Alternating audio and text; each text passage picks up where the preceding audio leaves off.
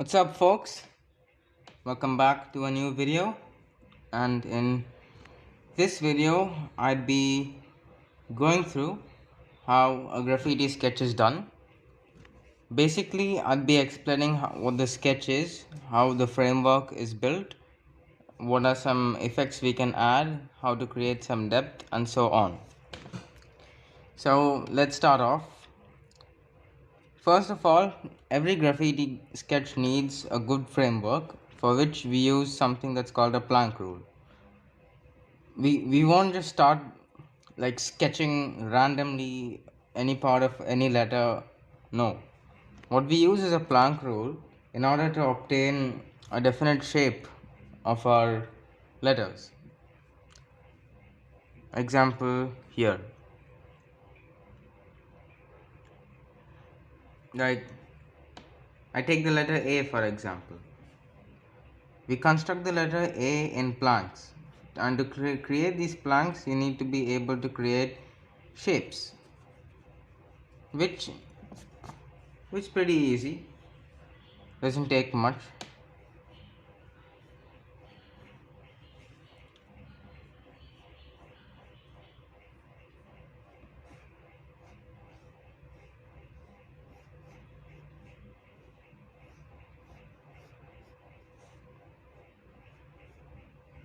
Now we've got a letter A with the planks in place. This would need some slight adjustment because the taper of the A isn't all that visible in the center point.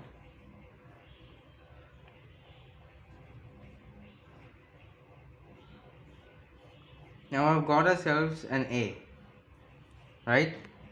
Now what I would advise to do is practice the plank rule, because it's what makes your sketch and it's what makes your sketch actually like it makes sense to you, because it also helps you see where your letter's frame is, where you could correct it in case an error occurs. Okay, so now that we have got this in place, what we need to do is practice this with more letters. For example, now we have A, now let's do a B.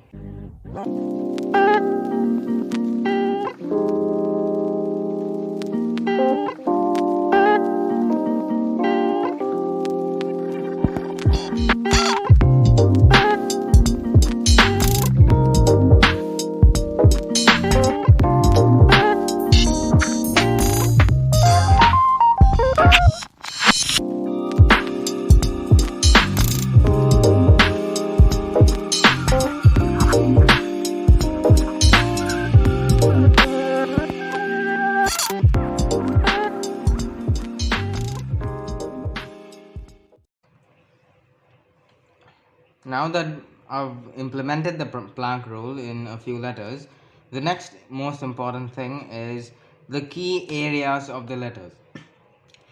The key areas of your letters is what that makes the letters readable, right? So when we take A for example, the key areas of A are this triangular portion and this external portion. These are the key areas of A, of the letter A. And for B, it's these inner hemisphere kind of shape things and this external part, this external curve that goes in. Alright, and in C, it's this, the outward curved, the inward curved part that makes C a C. Hence these key areas also need to be taken with utmost care, and these areas are what makes our letters readable. As I said earlier, we might see many different graffiti sketches, pieces and so on all around the world, but what makes them readable are these key areas. Now these are just a few examples, A, B and C. There are definitely far more letters in the English language and other languages. So let's go over the letter D, right? Now let me come to the next thing as I talk about key areas, is that to create good graffiti sketches or pleasant sketches, what one needs to know is to have the ability to create beautiful shapes like curves, swooshes, and so on. So I'd advise practicing that too. It'd be pretty useful.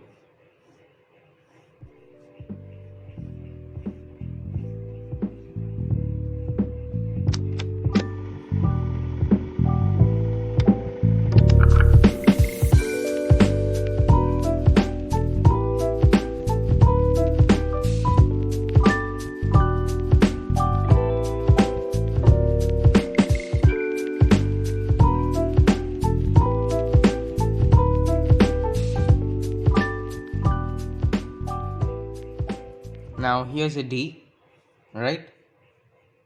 Now what makes a D is again its key area. This in a hemispherical shape is what makes it a D, right? Plain and simple. Now these are the Planck rule, right? Yes. Now moving on to the next step with our letters is that it must flow together. It must connect. There must be a unity within the letters. A letter shouldn't be out of place. That would be a bit disuniformity, and it would like in a way ruin the aesthetic of your piece. So let's take a word, for example, dew, DEW, right? All right. So I take an E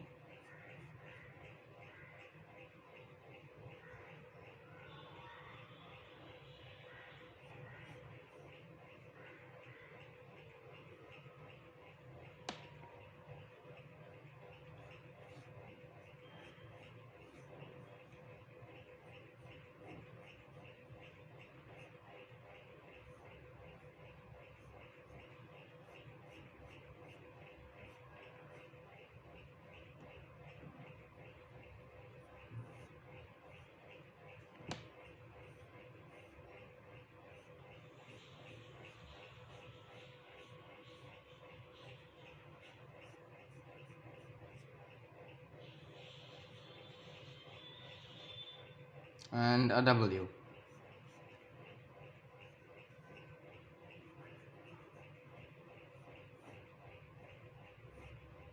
Now here we can notice that in this particular sketch I'm making, the W and the E don't really flow or don't connect that much.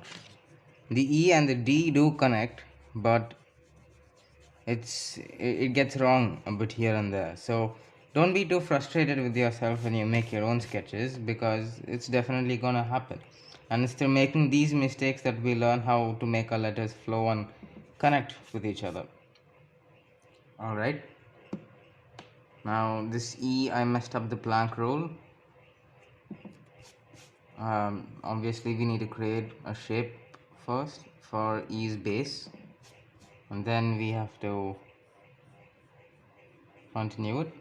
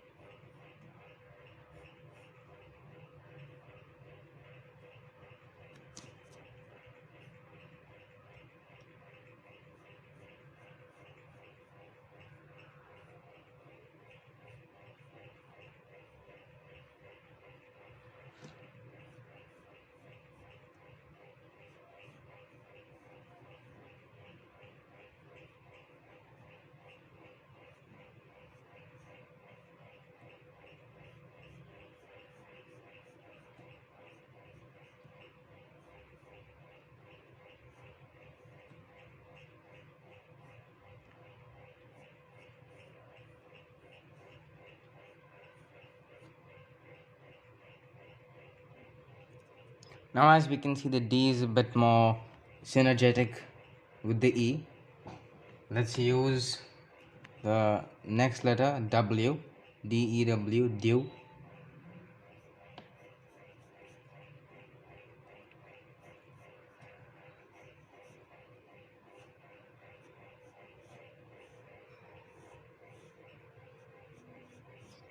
Another tip I'd give here is that one could play with the proportions of the letters in order to make them a bit more suitable for the flow of your sketch. For example, I'm increasing the width of the bottom of the W here, and I'll be decreasing the width as it goes through the middle and so on, as it curves towards the top.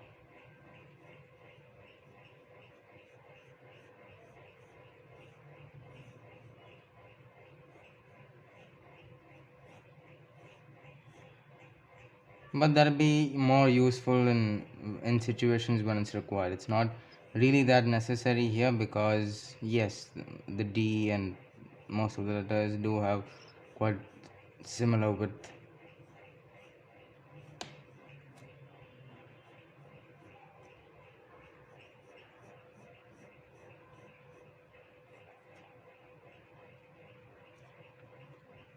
Yet again, what makes a W is the key areas of a W, which is I'll show as I move on.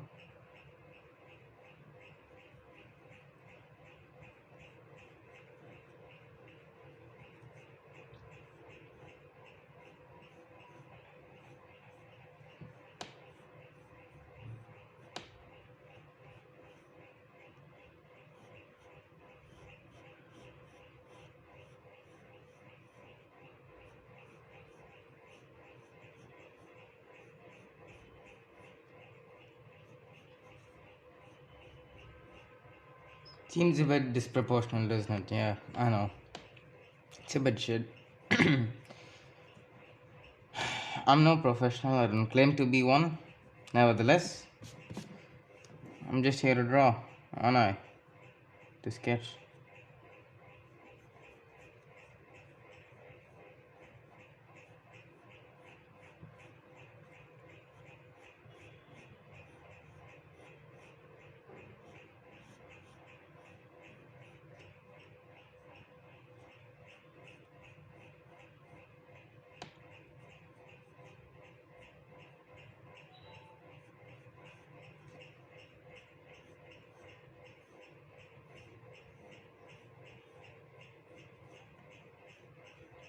Increase the width a bit more with the W. Yeah, yeah, it's a bit better now. Let's leave it at that. So what makes a W again is the key areas of a W, which I'll highlight right now, is this, the upper W shape kind of thing, and its lower pointy part. It could be curved or it could be pointed. And these two things on these side, these two shapes. This is what makes a W. Now moving on, this plank rule could be practiced on any letter. I just did a few letters A, B, C, D, E, W, dew. So you could take a letter, the alphabet Y, right? Y. Then use some shapes to create its bases.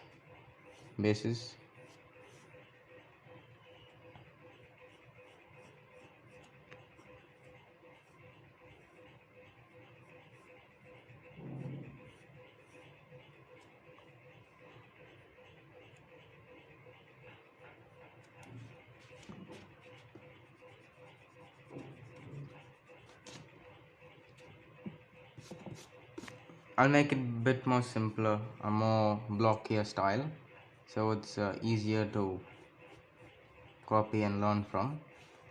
Here's one more advice I'd like to share, or rather a tip to share, that is, you as an artist, it's completely okay to copy other artists, but under the premise that it's for your own growth and for yourself to learn, it's okay, but it's never right to copy any artist and then claim their work as your work. That's absolutely wrong, and I wouldn't advise anyone to do so. Here's a why. Yes, now I've got a why. Okay, now let's move on to the next few important things on that compose a graffiti sketch. Okay, that is um,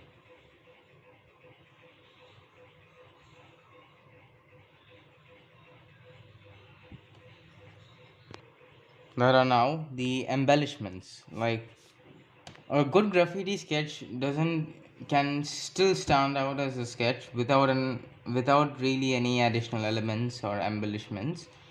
Well, basically embellishments are like additional elements that give more character to your sketch, like for example handles, or yeah, for example handles or rings or so on. So, and even arrows. So a handle would be something like quite something like this, but a bit different. I wouldn't put anything on the D because I think it'd be a bit excessive. So let's take the W for example. I'll give it a handle. Here's an embellishment. All right. Now that we have our letters in place, it's more easier to understand what shape goes where and that we have constructed them. So what we do is we must erase the blank right now so we can get a more broader view of our letters. And this particular video, I'll just be going over the fundamentals. That's right. Can't get words these days because it's been really long since I've touched these stuff. I'm a bit rusted indeed. Due. Alright. So I've given the W a handle. We could like to refine our piece a bit more, we can erase it, erase the sketch, but pretty lightly so that at least little bit is left. At least little bit is left. We'd be able to see something. Okay. I've given the W an embellishment right now. Now I'll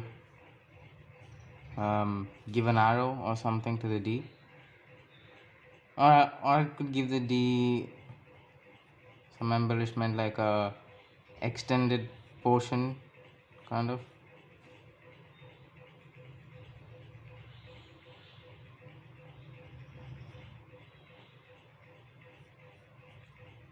Mm-hmm.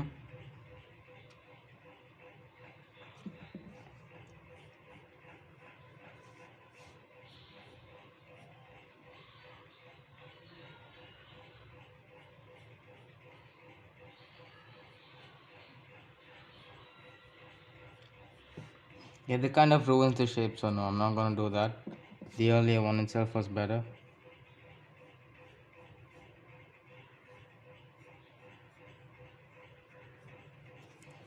D, E. Now let's see if the E could use any extra pieces. Nope, not really. The W, yeah, I given the W one, so it depends. Now before, let me see, did I miss anything? Yeah, I did. Okay, about embellishments, we could use arrows also. For example, um,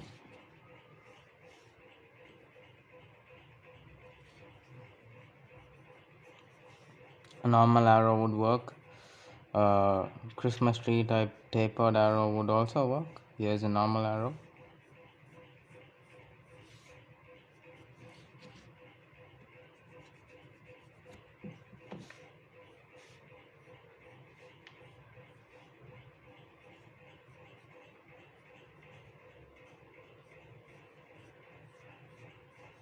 Here's one that's more of like a Christmas tree kind of arrow. It curves towards the top.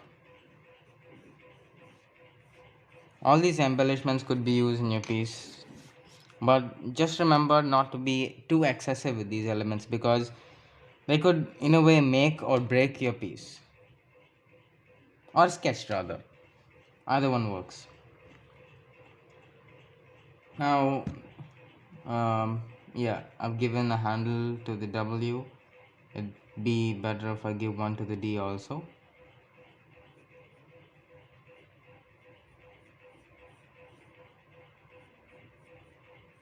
Use a handle for the D and the W, and the E I'll just darken it out. Now what's left to do is darken the entire piece.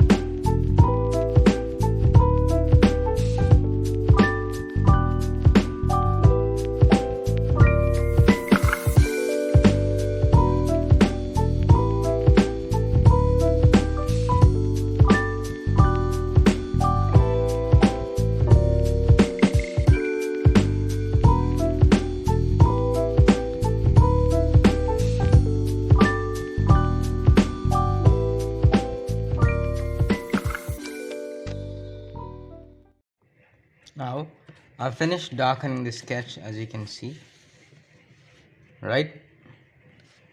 Now I'll add some more additional elements such as these things like blocks or something over here on the W.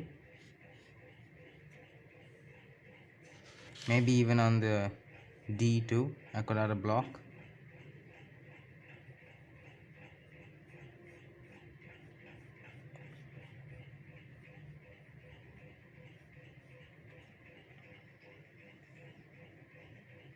On the E would be good too. Maybe I could make it a few blocks on the D. Instead of just one, I could put two.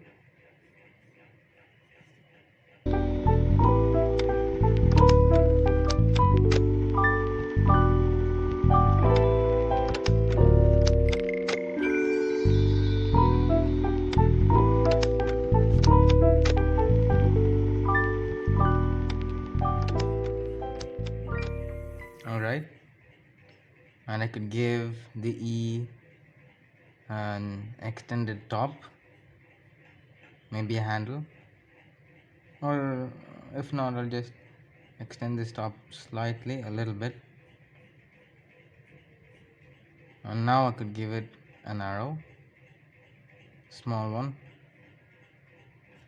But yeah, I think it's a bit excessive here, so I'll just leave it as it is with the small extent. A ring wouldn't be too all that necessary right now. Here are some few elements. I'll just add uh, a block on the D so that there's some uniformity.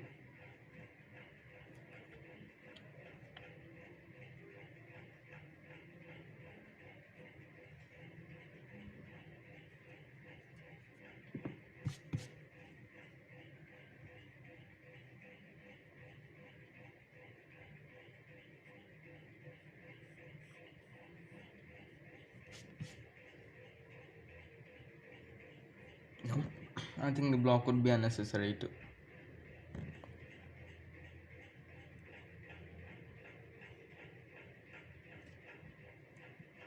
I think that's a bit necessary, is it?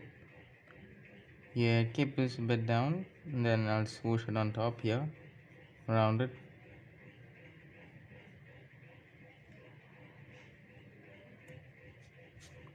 Alright, that's enough for now.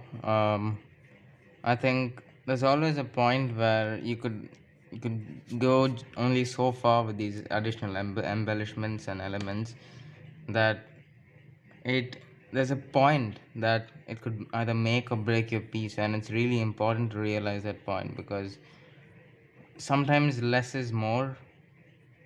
It's a good rule to have. the next key aspect, that is the shadow for a sketch. So it's also another thing that makes a sketch pop out a bit more. Um, Usually, if one's doing a sketch, it's better done at the end after the main sketching work is done and you're done with your outline and stuff. I'll just show you how to outline a shadow.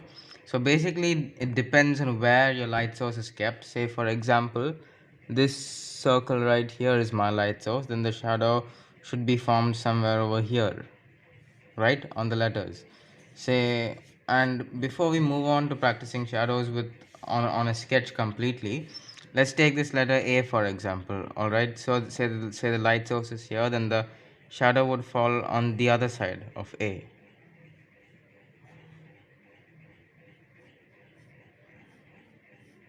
And always remember that the shadows always form on the opposite side of the light source.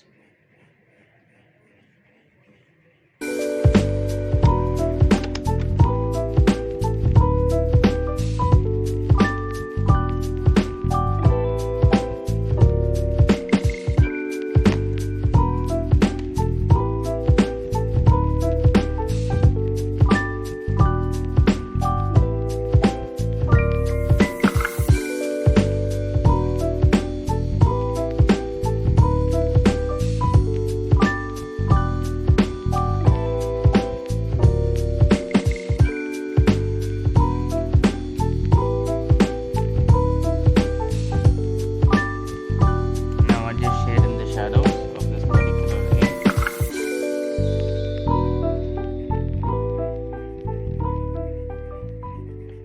so as to give a sense of what a shadow would look like.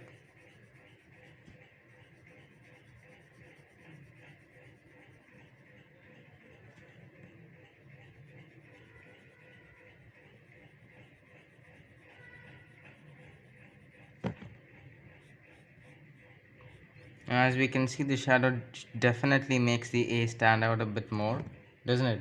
It does. It's a bit more poppy.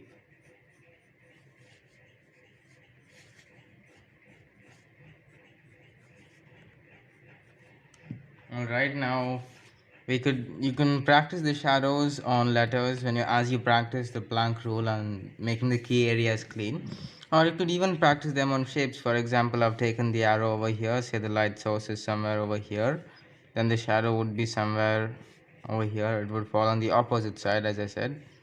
So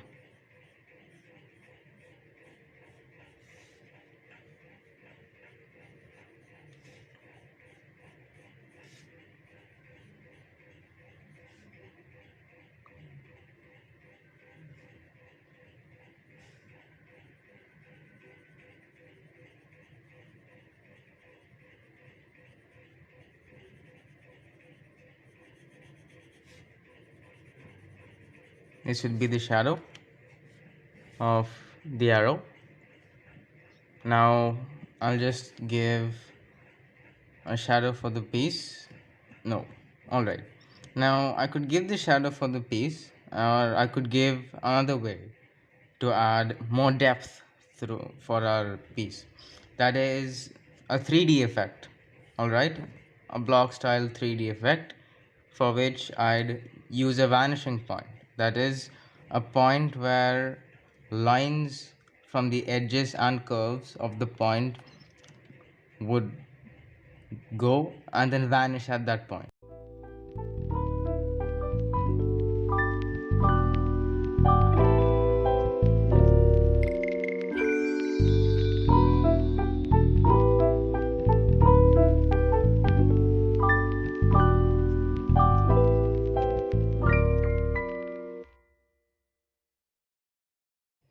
Alright, now that I've drawn lines for the vanishing point, now there's something that's called a cutoff point, right? So if the vanishing point would be here, then all the lines from the edges and curves of the sketch would go towards the vanishing point. Now there's something that's called a cutoff. That is, you could do this wherever you want though. Since my vanishing point is somewhere over here, this is my vanishing point. I could cut it off a bit above so that it shows that It's more thick. Yeah, it gives more thickness to my piece. Or I could even cut it a bit closer. It would still give depth to my sketch, but it would be a bit lesser. The more farther my vanishing point is, and I taper the edges of my piece toward it, the more, what do I say, depth. Yeah, the more depth my piece gets. So this vanishing point needn't necessarily be at the center. It could be on top, it could be on the right side, it could be on the left side, anywhere. Just that all the lines of a letter from the edges and points must meet at that vanishing point. Now what we do for the cutoff is we select a distance that we're going to cut it off at, and then we know the base of our letters, the base or the points where we drew the vanishing lines from. We draw the same structure essentially, but parallel towards that structure so that it corresponds.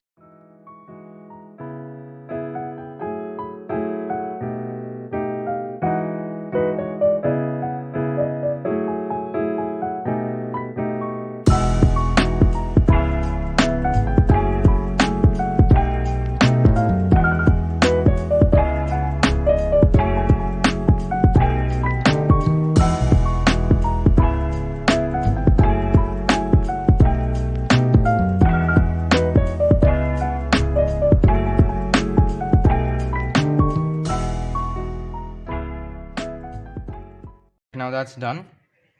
I've cut off my the thickness of my letters at a certain point. Now what I do is, now obviously we have the 3D in place. Now that's basically the sketch. Maybe you could just maybe add a little more shading. I'll just show you how some shading would be done, just a little bit right now.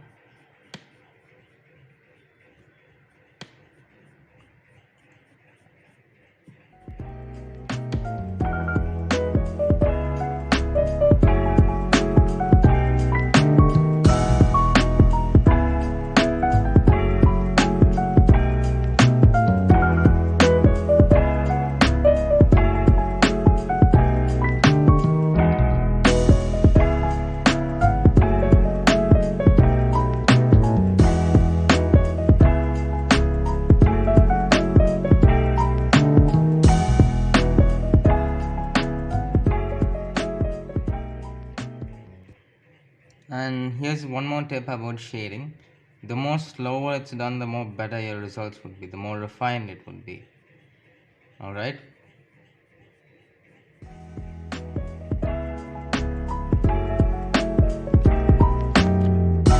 Ease a bit light. I want to darken the edges a little. Don't like that.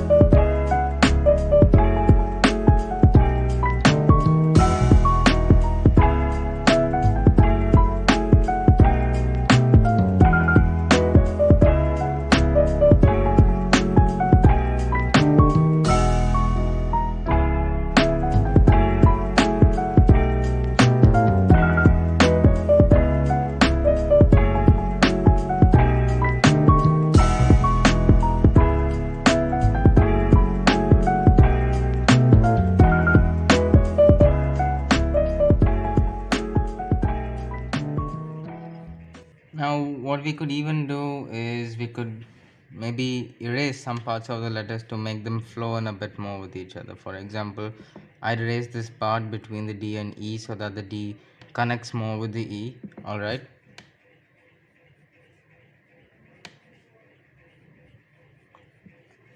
And I could erase this part with the E and the W so that I could make the E connect more with the W.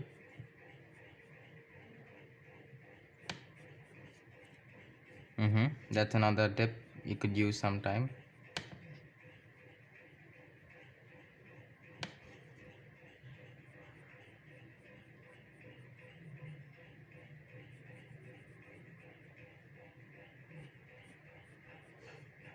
Yeah, this center seems a bit cramped, I know. So I'll just make it a bit more refined. Get the shading out for a second. Fix in my additional element, then reshade my additional element. As we know, I'll keep the light source of depth as my vanishing point itself, so that make my shading more easier, so that it be more dark towards these areas where the vanishing point's not there, and be more lighter as it goes towards the vanishing point, so it gives more depth in that regard.